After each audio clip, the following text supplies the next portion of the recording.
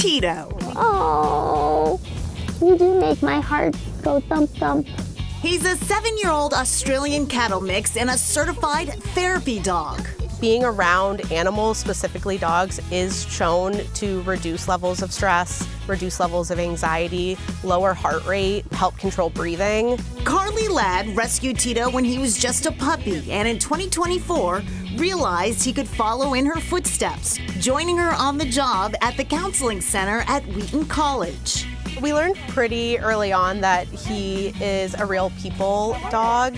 Despite being a notoriously high-energy breed, he's very mellow. Tito's easygoing disposition was quick to make an impression on the Norton campus.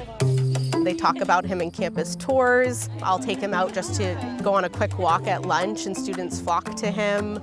His events weekly have well over 30 to 40 students within the hour.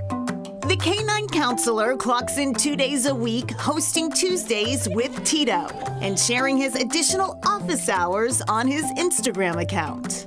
We are seeing an overwhelming amount of stress, anxiety, depression amongst this population. They're learning about who they are in the world independently on their own for the first time. Having something like the counseling center and our animal-assisted therapy program helps sort of root them and gives them some support as they figure those things out for themselves.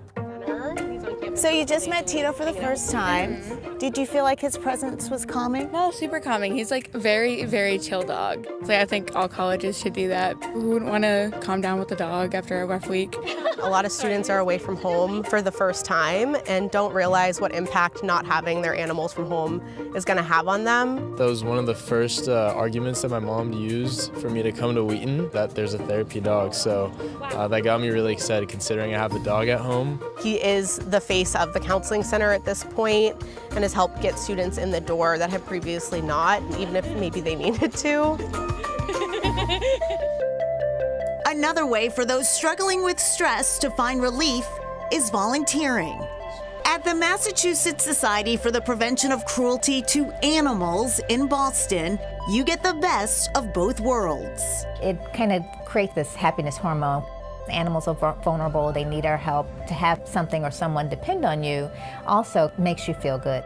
Very simply put, it makes me really happy. What's that? Kathy Millett is a retired nurse from Roslindale who volunteers every Wednesday. I so look forward to coming here in the morning, and before I even take my coat off, I come around and I start talking to them.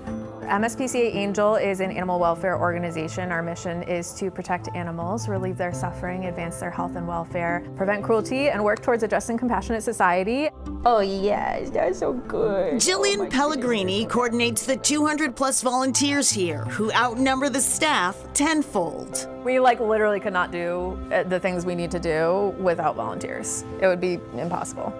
Things like volunteering or advocacy really helps you to feel like you have some agency over things that you're passionate about. The MSPCA trains every volunteer, so previous experience isn't required, and there are dozens of positions. Some work directly with animals, others do not. Helping with the shelter chores, so like laundry and dishes, which might not seem that glamorous, but is like the building blocks of our daily operations. We have folks who go out to pop-up events with our community outreach team to provide resources in the community. We have folks in our clinic who are helping recover animals from surgery, who are doing data entry.